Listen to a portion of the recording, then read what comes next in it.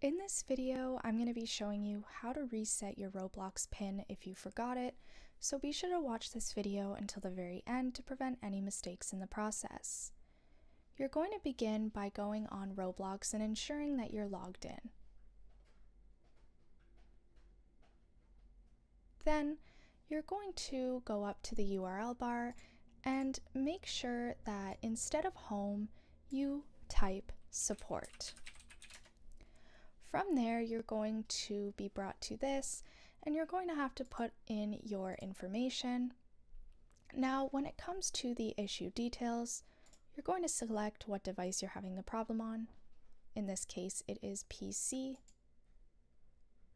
Select the type of health category, which in this case would be can't log in, and then account PIN.